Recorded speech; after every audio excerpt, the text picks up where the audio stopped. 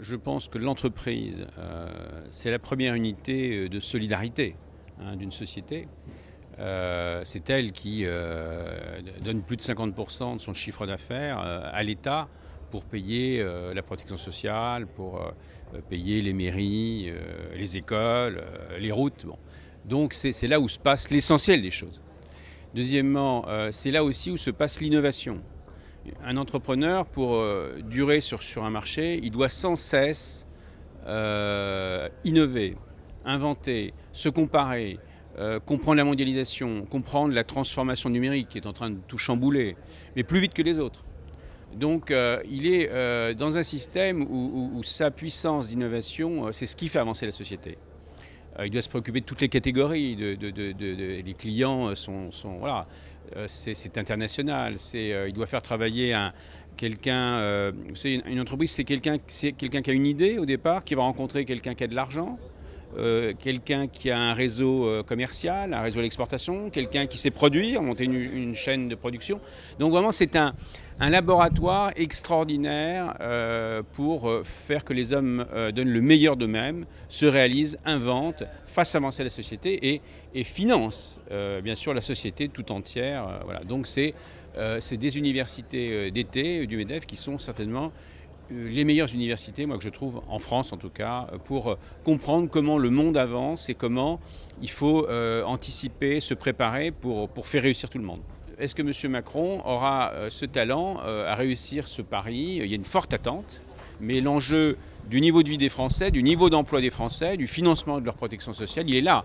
C'est cette capacité de ce pays à s'adapter à la modernité, à la réalité, et non pas aux fantasmes idéologiques dont on ne veut plus jamais entendre parler dans notre pays en France. Il a fait trop de dégâts. Aujourd'hui, on veut du réel et faire confiance aux gens de l'entreprise, c'est quand même eux qui font manger le pays, qui font manger les Français. Moi, je suis aussi un élu en même temps. Je fais la différence. C'est l'entreprise qui fait manger la France. C'est pas moi, élu, qui fait manger la France.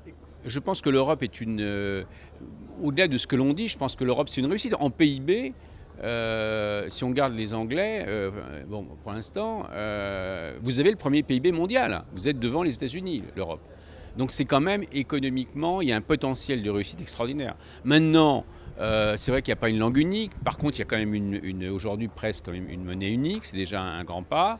Mais il y a un potentiel extraordinaire dans ce continent de vie de qualité de vie, d'innovation. Quand vous regardez le nombre de brevets, quand vous regardez même les résultats sportifs aux Jeux Olympiques, ce continent est extraordinaire. Il faut maintenir, continuer, mais c'est long de construire une Europe unie, c'est très long.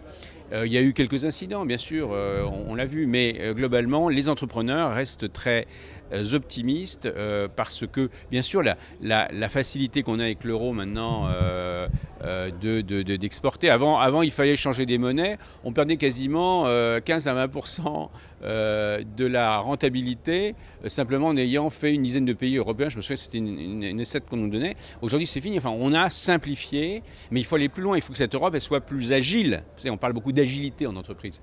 Il faut que l'Europe ait cette agilité. Il y a trop de fonctionnaires, il y a trop de fonctionnaires en plus inexpérimentés qui sont... Vous savez, l'économie administrée des fonctionnaires, c'est l'ennemi de l'économie de marché. Alors il faut qu'on se parle, mais il faut surtout faire des lois qui soient adaptées à la réalité de nos consommateurs, à la réalité de la mondialisation, des contraintes des entreprises, voilà, et toujours dans le sens de faire progresser l'être humain. La finalité, c'est toujours le bonheur de l'être humain.